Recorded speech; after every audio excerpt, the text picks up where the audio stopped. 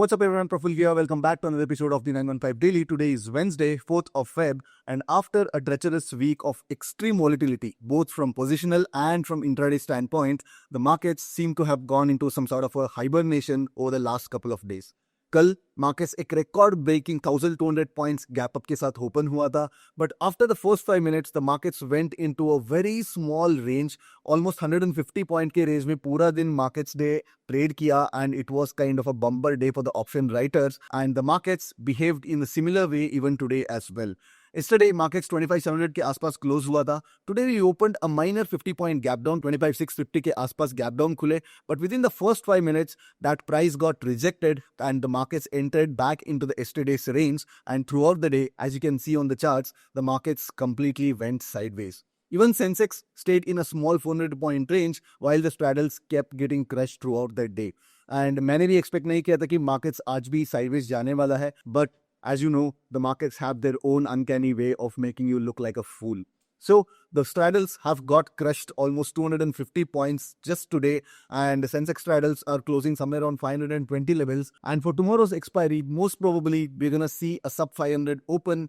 But again, the markets are in a very small range. So कल का जो expiry है काफी tricky बनने वाला है because back to back we've got sellers days and markets इतना आसानी से किसी एक पार्टी को पैसा नहीं देने वाला है. So I'm expecting some sort of a volatility.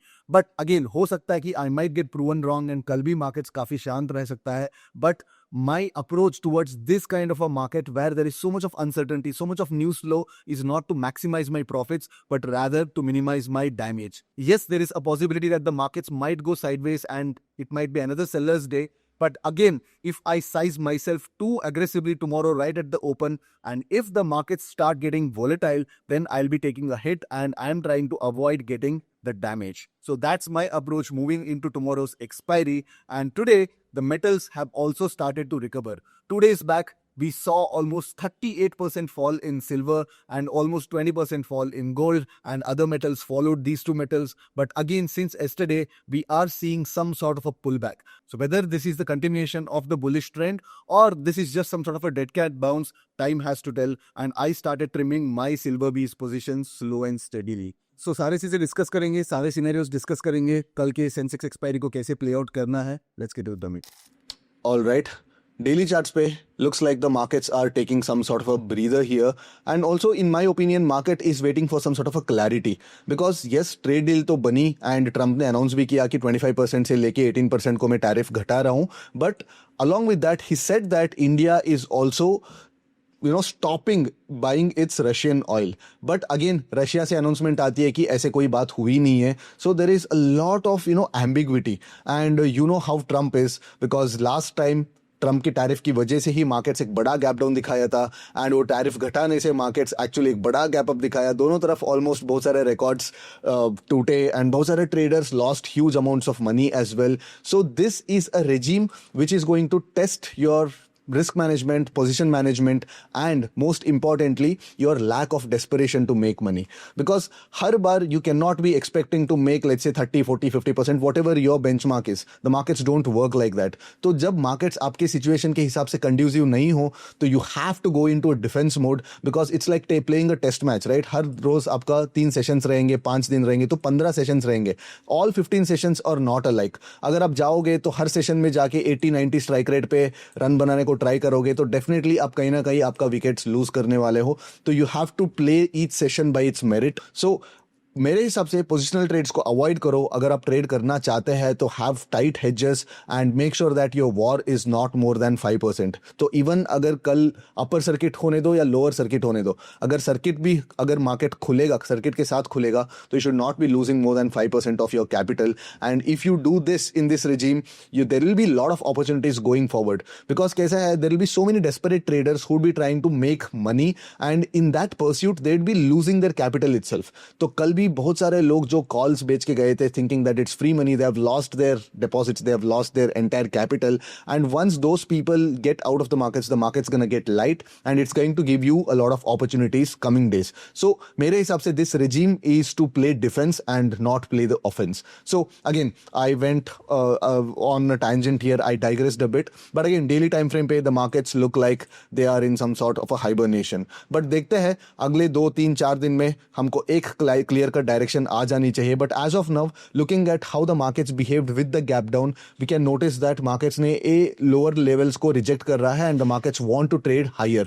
But at the same time, markets 26,000 levels को थोड़ा टच कर देनी चाहिए था अगर मार्केट्स बहुत ज्यादा पॉजिटिव सेंटिमेंट्स दिखा रहा है. कल के इंट्राडे में कम से कम एक बार पुल बैक आ जानी चाहिए 26,000 के आसपास, या कम से कम आज तो 26,000 के आसपास एक पुल बैक दे देनी चाहिए. बट मार्केट्स अभी तक 26,000 को टेस्ट नहीं किया है, which means to say that markets are still waiting for a clarity. I am not competent enough to predict where the markets gonna open और where the markets gonna head. I am here to only plan my trades. मेरा scenarios plan करना चाहिए and उसके हिसाब से मुझे trade करना चाहिए. And in this regime my goal is not to maximize my profits but to minimize my risk.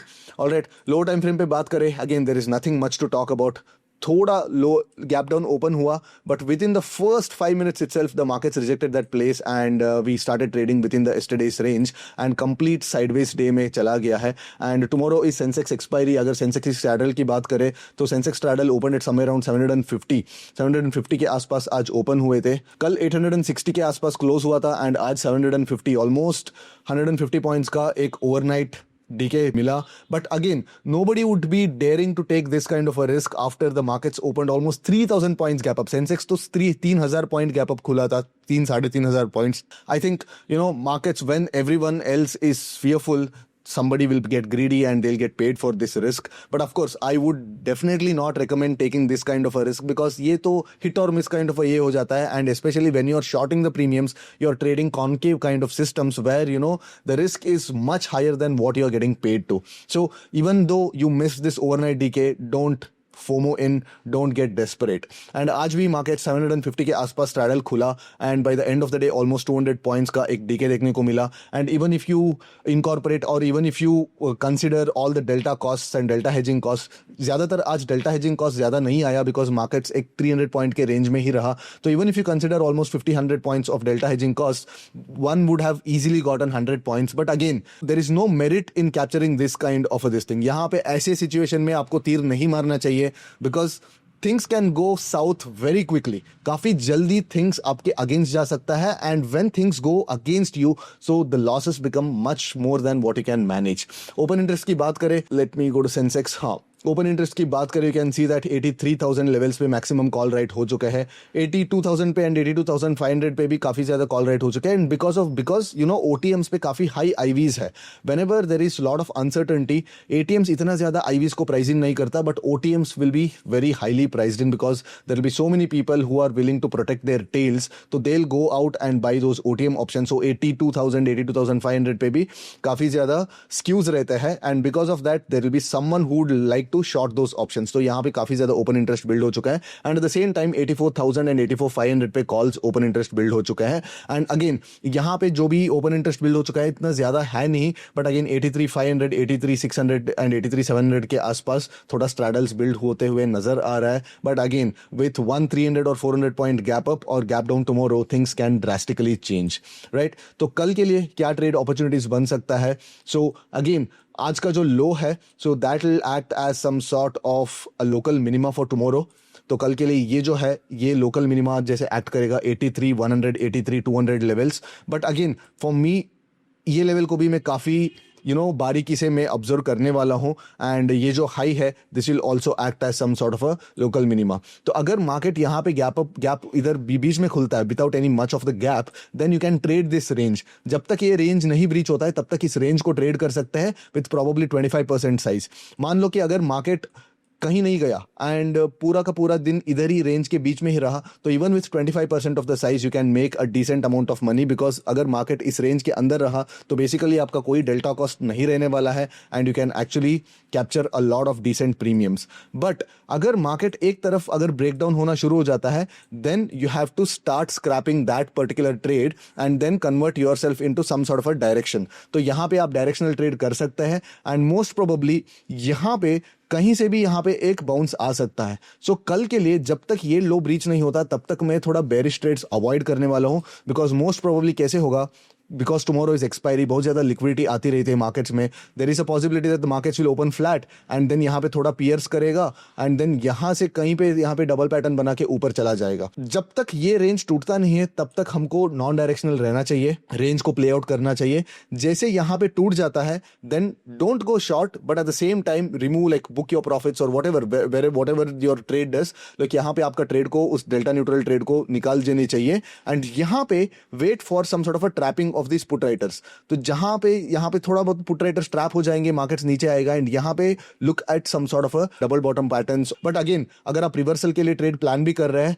तो इसके नीचे आपका कोई ट्रेड रहना नहीं चाहिए. अगर मार्केट इसके नीचे ट्रेड करना शुरू कर देता है then of course you will have to take your stop loss and again recalibrate yourself. Let's say market अगर बड़ा गैप अप खुल जाता है then wait for this highs to be taken out. यहाँ पे फर्स्ट टाइम मार्केट्स यूजुअली नीचे आएगा and उसके बाद एक प्राइस एक्शन बना के ऊपर जाएगा, तो then go in the direction of the trade with the recent swing low as your stop loss. अगर मार्केट वापस आ जाता है, see since it's an expiry day you can trade multiple ways. यहाँ पे अगर मार्केट ऊपर नीचे आ जाता है तो जो भी आपने पुट्स बेचे हैं उसको ही आप स्ट्रैडल में कन्वर्ट कर सकते हैं, या आप एक्स्ट्रा कॉल्स बेच सकते हैं, या आप उस पुट को भी कंटिन्यूसली, मतलब उस पुट को कंप्लीटली स्क्वायर ऑफ करके आप यहाँ पे जो हाई बनता है उस हाई का जो स्ट्राइक है उस स्ट्राइक को आप कॉल्स बेच के यहाँ पे मैनेज कर सकते हैं. But again everybody has a different way of managing there positions, so I would not get into how you would manage. यहाँ पे सिर्फ हम लोग बायस के बारे में बात करेंगे. तो अगर मार्केट गैप अप खुलता है 84,000 के आसपास खुलता है then wait for the markets to breach this level price action के हिसाब से.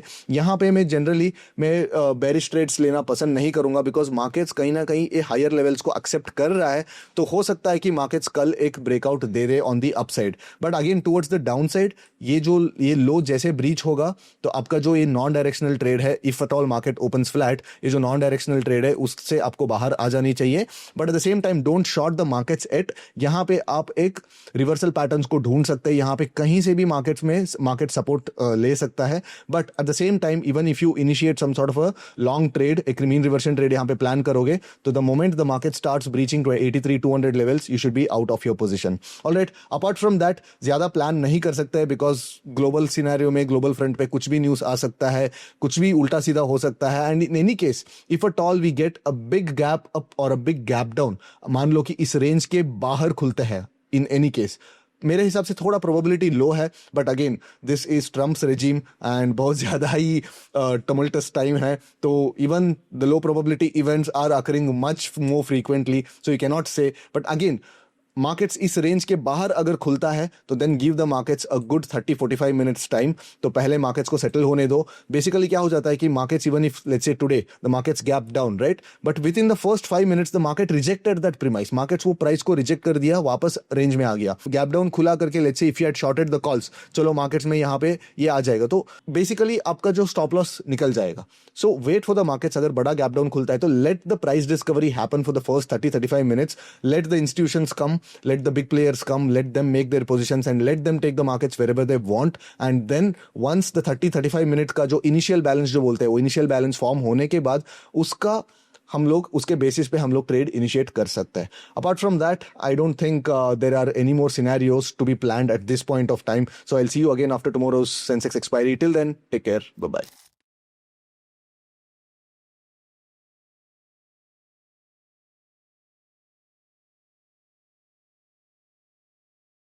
Investment in securities market are subject to market risks. Read all the related documents carefully before investing. Please read the risk disclosure documents carefully before investing in equity shares, derivatives, mutual fund, and or other instruments traded on the stock exchanges.